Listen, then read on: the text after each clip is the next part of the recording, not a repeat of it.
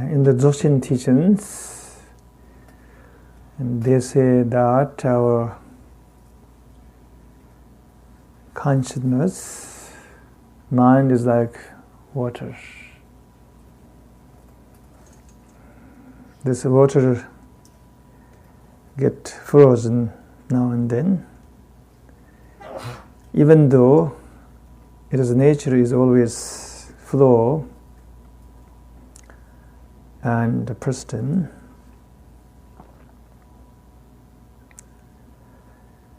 From that point of view, there's not so much neuroses or psychological pathology. There's only sometimes a frozen in each of us, a frozen in our body, in our consciousness,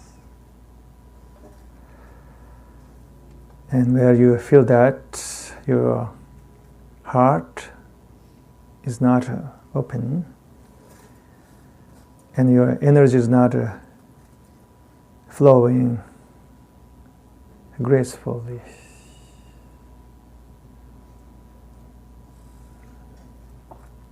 Do you have this experience right now in your being? In Tibetan Buddhism, we talk about the knot of channels. It's like you feel you have this energetic knot somewhere in your body or in your heart. It could be fear, it could be anger. I would like everybody to just go inside right now and to find out that frozen somewhere inside you, or find out that energetic knot or that energetic blockage somewhere inside you. You may even be able to locate where it is. Maybe spasm in your back, or pain in your stomach, or some kind of tightness in your chest.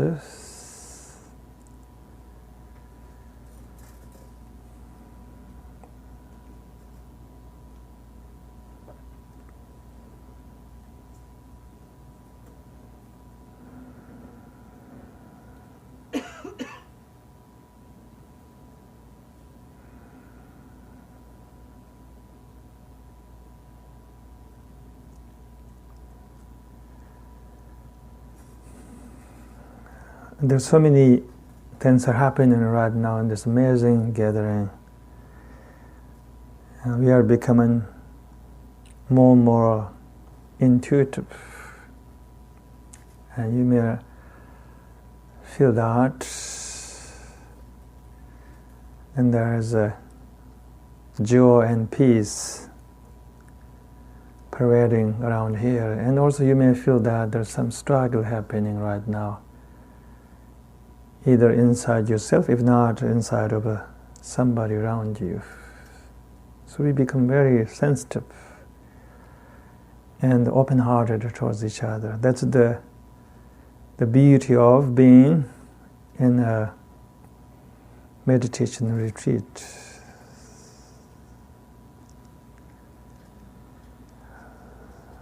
So everybody has their frozen.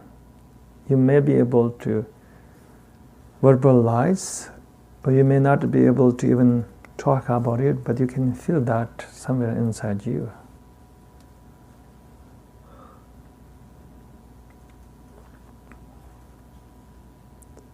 So here I'm asking to go inside and intentionally point out that frozen inside you. It could be deep-seated resentment, fear, or you may not be able to name it. Just could be very much a physical sensation inside your body, a stagnating and the stalemate sensation somewhere inside your body.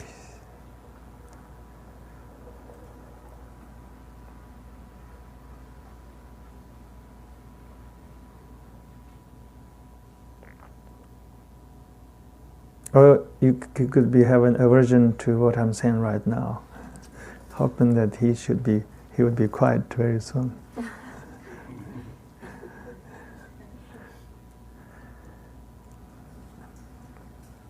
I'm inviting all of you to bring up all your frozen on the surface of your consciousness. Don't hold anything back. This is a moment for inner cleansing.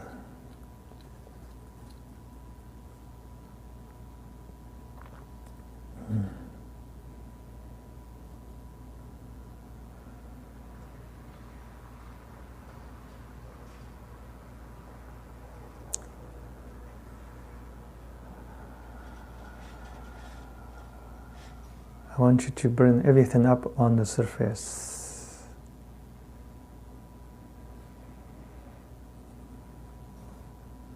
Bring about your guilt, your resentment, your self-loathing, your aversion, your fear. Bring all of them into this field of compassionate awareness, this non-judgmental awareness.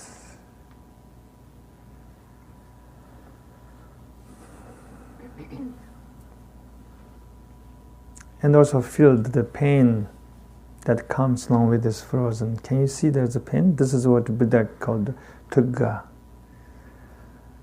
the universal suffering.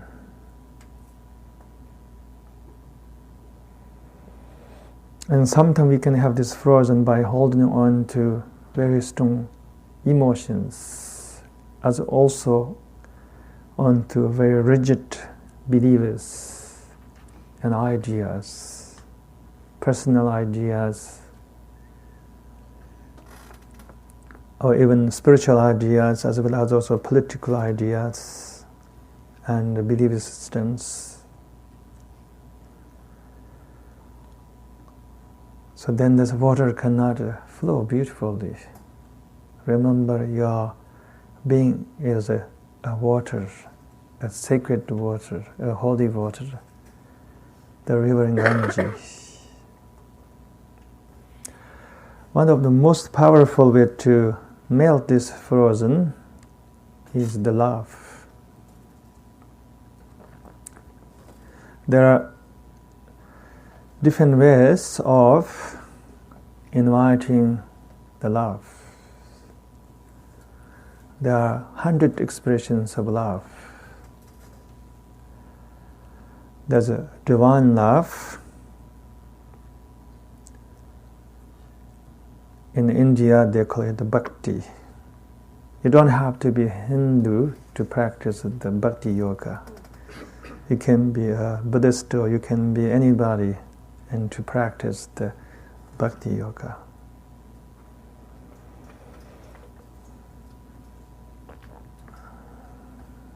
You can go inside and to invite a divine love, love towards the highest truth, love towards the unborn Buddha, and love towards the Avalokiteshvara, love towards the Aryatara, or love towards the Shiva.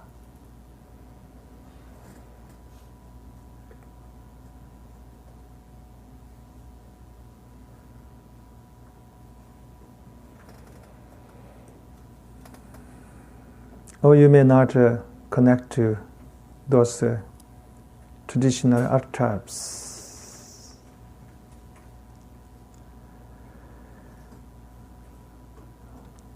And then you can do practice such as a Brahma Vihara. I think Jim is going to lead the Brahma Vihara. It's a love of yourself.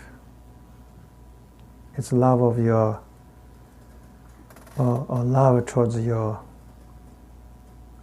family members, love towards your friends, love towards humanity, or love towards the universe.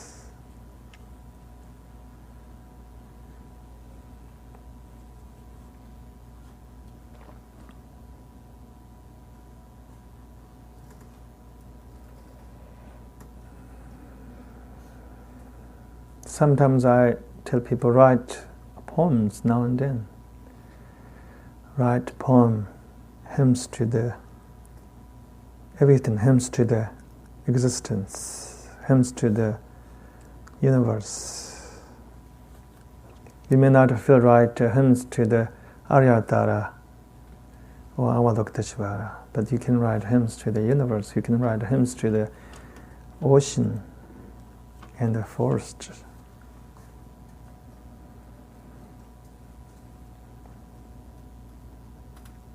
Or you can go inside and meditate on the love, compassion, such as the Brahma Viharas.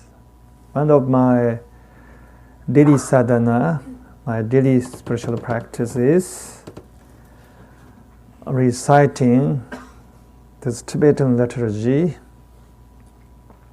known as the Four Immeasurables. I'm always looking forward to that practice. I recite this traditional liturgy. I try to recite that every early morning. And that is the best time in the whole day for me. And let me recite the first verse. To me, this verse has so much power, and yet utterly simple.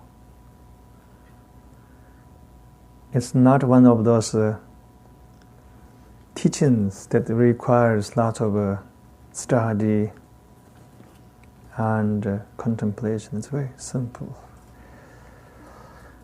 This line goes, may all sentient beings have happiness in cause of happiness. I used to recite this liturgy when I was young, and then somehow I forgot it for a long time. I thought it was too simple. I started doing other fancy liturgies, like Dzogchen liturgies, Tantric Buddhist liturgies. I thought they're much more profound, more mysterious, more intriguing. And eventually I went back to those simple practice. It's a simple practice because it's so easy to understand.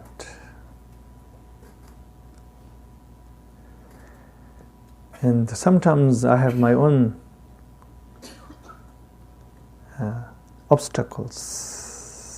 This is a Tibetan expression. We talked about the outer obstacle, inner obstacle, and the secret obstacles. The outer obstacles are the challenges that you go through everyday life, like health issue, having a flat tire on the highway. And then you have inner obstacles, which is meeting with your own emotional challenges, like fear, hope, confusion. So when I confront with these challenges, I have a secret I'm going to share with you, how I deal with those challenges.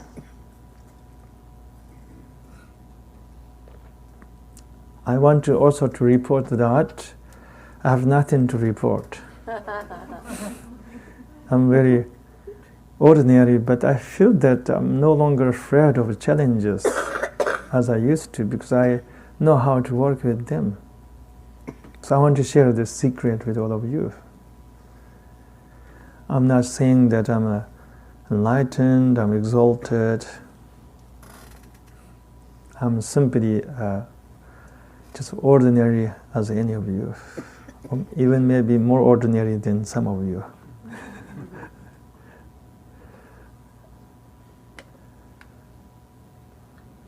Except I got an accent. quite heavy accent.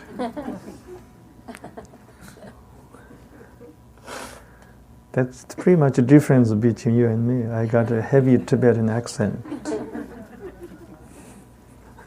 Some people love accent. One time I was working very hard to get rid of my Tibetan accent, which was an impossible task anyway. My Dharma friends told me, please don't get rid of your heavy accent. We love your heavy accent. So there are people who really love a strange accent.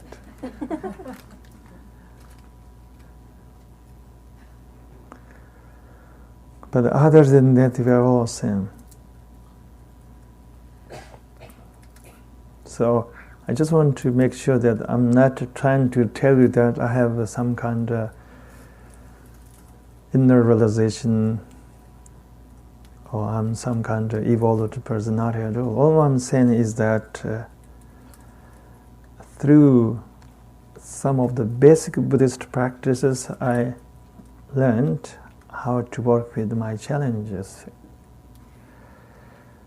It's absolutely worthwhile for me to share that with all of you. And that is the secret of love. So whenever I meet with the challenges, my true refuge, the last sadhana is to recite the lines on the four immeasurables. Remember, the first line is very simple. May all sentient beings have happiness and the cause of happiness.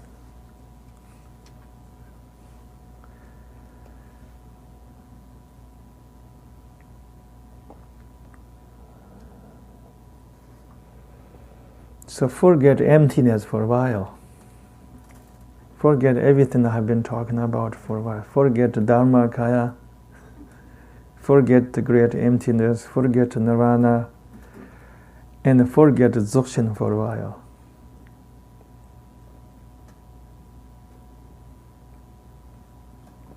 Just try this very simple practice, what I call the heart, the spirituality of the heart. Your heart already knows this love.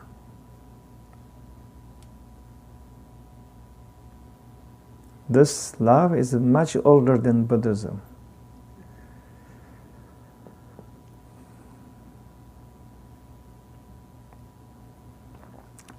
In the end, love is the answer. Nothing can really help us. Spirituality can be just sometimes a huge entertainment. It can be just another distraction without love.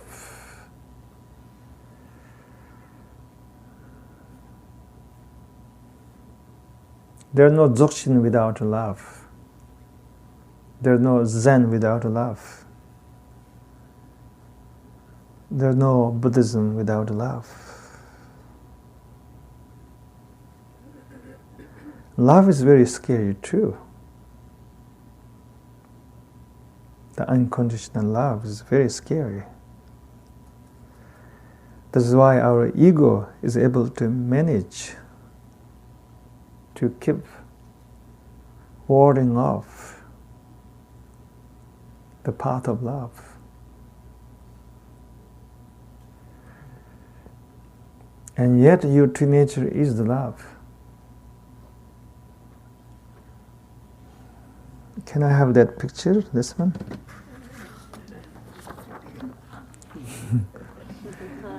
In my tradition, we have this ceremony known as abhishek or empowerment.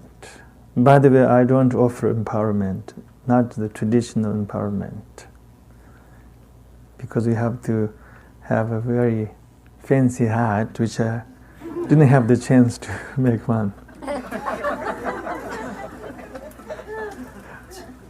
And not only that, you have to have lots of sacred paraphernalia.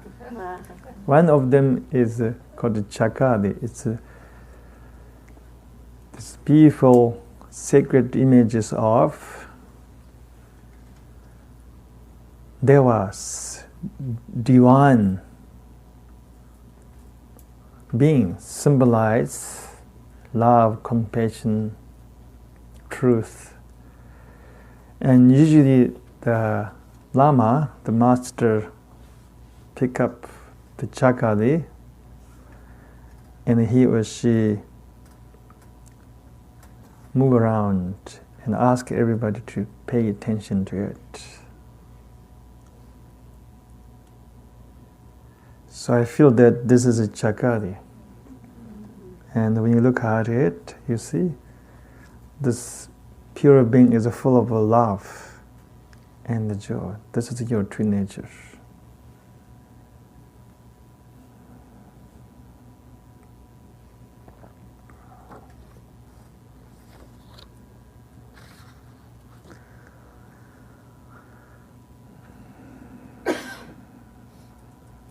So when you feel the love, love immediately melts all the frozen, your resistance, your all rigidity, your fear, everything melts.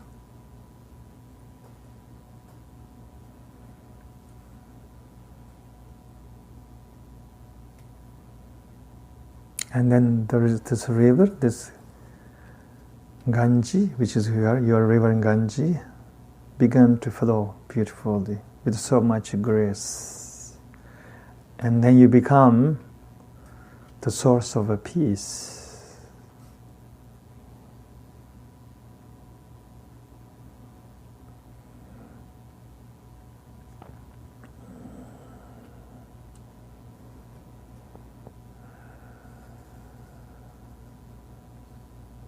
So please, can you recite or repeat after me this line? This is the most powerful words that we can utter. May all sentient beings,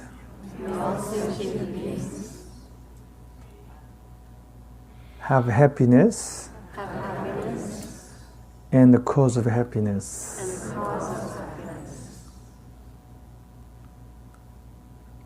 This is the mantra of all the mantras.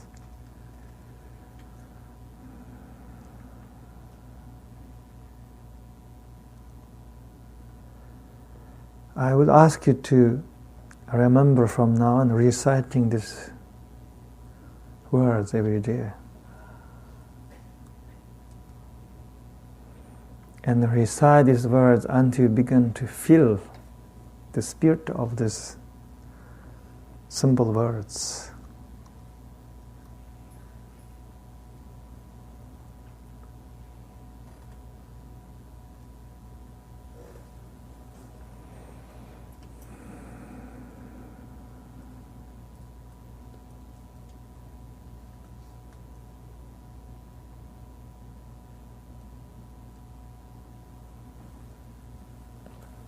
And that's what happiness is, when the whole being, your mind, your consciousness, your heart begin to flow with the ease, with the grace. And then maybe that's what nirvana is. True nirvana is alive. Nirvana is flowing. Nirvana is not static. Nirvana is not some kind of this grand attainment that you can actualize. But it's always live and is flowing inside you. The nirvana, the true nirvana flows with your heart, love of your heart. You can breathe nirvana. You can feel the nirvana in your belly, in your chest, with love.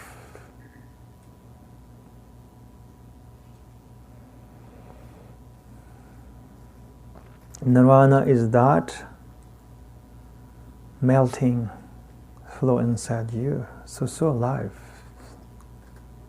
Nirvana is not extinction. It's not extinction of suffering, not extinction of craving, not extinction of delusion. Because if you think nirvana is extinction, then becomes this static attainment.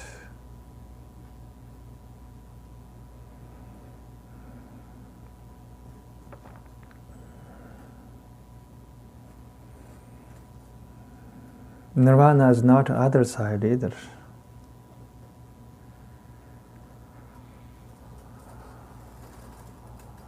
So try to invite everybody in your heart now and then, your enemy, your loved ones,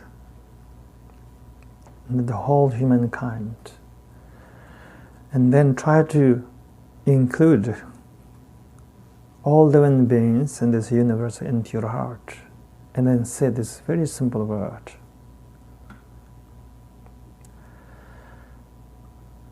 My teacher Lama Tsurlo, he used to tell me that, he told me, this is his own understanding, it takes so much good karma and to hear just one mantra. He used to teach me mantras. He said it takes many, many lifetimes good karma to hear that one mantra. So this is his understanding. But I believe that the word you're hearing right now is not an ordinary word. You're not hearing this word as purely accidents. You have been somehow preparing to hear this one word. You have been preparing for a very long time to hear this words. You have been preparing to be here with us today.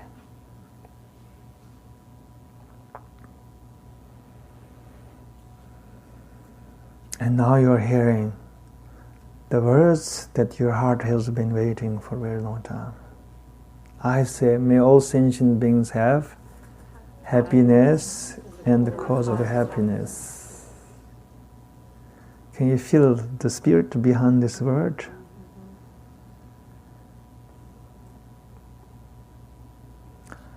And then you wake up and realize that Avalokiteshvara is inside you. And then you realize that the Satguru is inside you, not outside. Until you feel this love inside you, then Satguru is always outside. The Divine is always outside.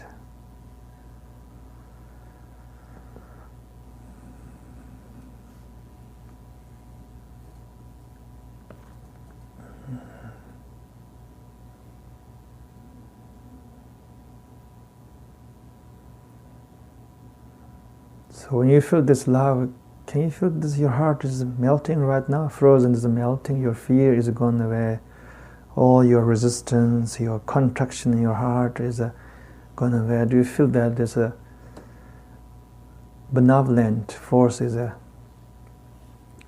almost prevailing everywhere inside your body? I think one Tibetan Lama said, he was trying to describe this state of consciousness. He said, it's like, and there are all these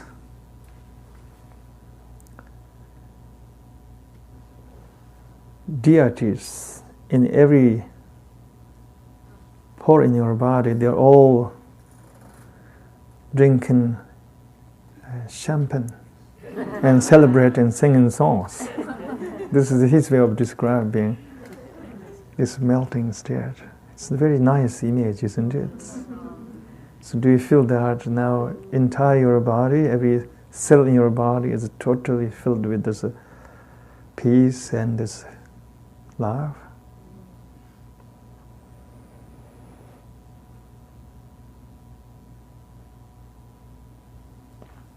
And now can you feel that this world is no longer unfriendly territory? This world is your home. Now you can relax and you can rest. And now you may find this life is no longer unknown. But this life now becomes your true companion, and you can surrender to it with a total devotion. And now you may be able to even invite all the challenges, obstacles, separation, loss, illness, even dying, as an expression of this human life that you have so much devotion. And now you're able to embrace everything. You're able to embrace even your own death with love, without fear.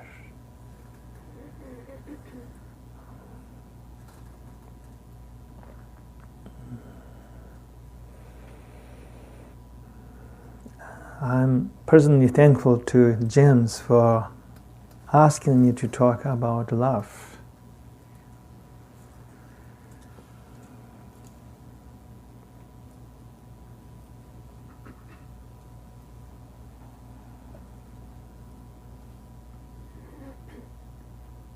So please recite these words every day from now on. 3 times a day. I'm Tibetan, we are into numbers. We're obsessed with giving you an assignment, particular assignment.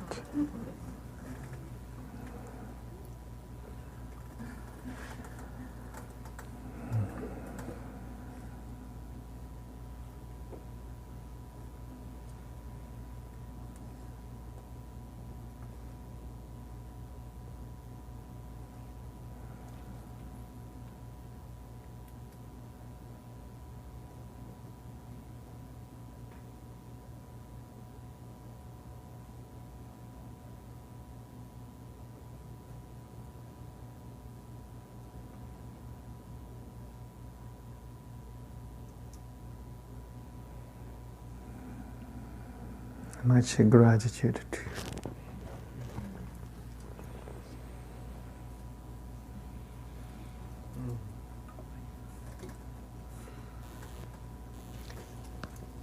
So, in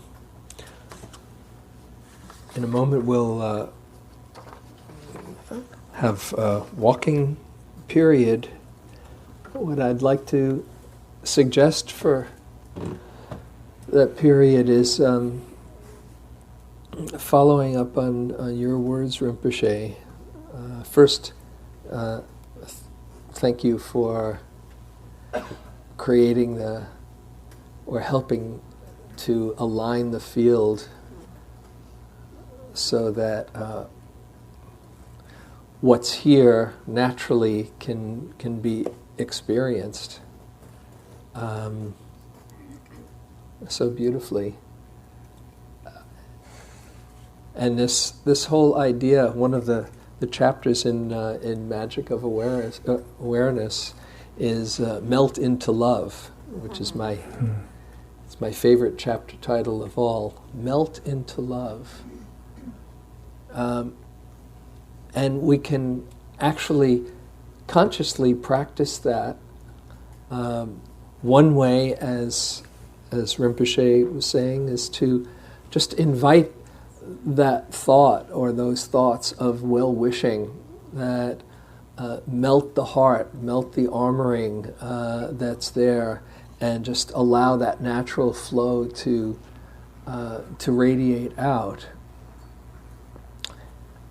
And another way, another aspect that I would suggest that you play with or practice with in this walking period.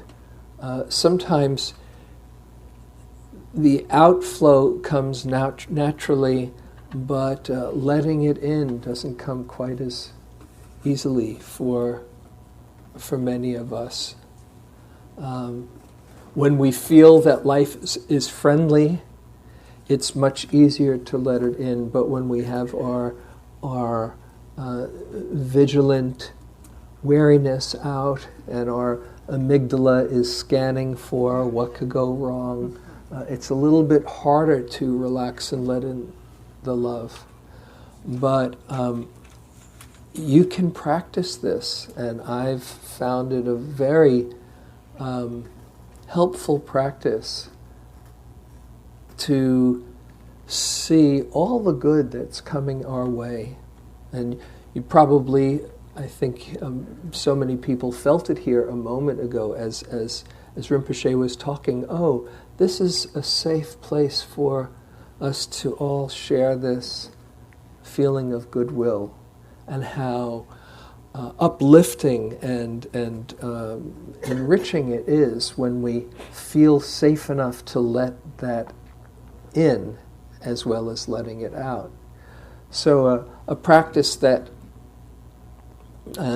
comes from the Tibetan lineage, is Tibetan traditions, is seeing everyone as your benefactor, and seeing everyone and everything as your benefactor. That everyone and everything is here to help us wake up. And if we see them as benefactors, then we feel a little bit more open to not missing all the good that comes our way. So a practice that I've played around with the last few years quite consciously, any time that somebody opens a door for you, or smiles at you, or you sense a sense of goodwill towards you, first to not miss that, which is easy to do, and let in that connection with that being, and for extra credit, to see them as an agent of life, letting you know that you are loved. Not only that you are loved, but as you let that in, letting you know you are love. And when you start to open up and have your radar out for it, then you'll start to see it all over the place. And as you let it in, you can't hold all of that love. You'll explode with all the goodness coming your way if you try to hold on to it. No need to do that.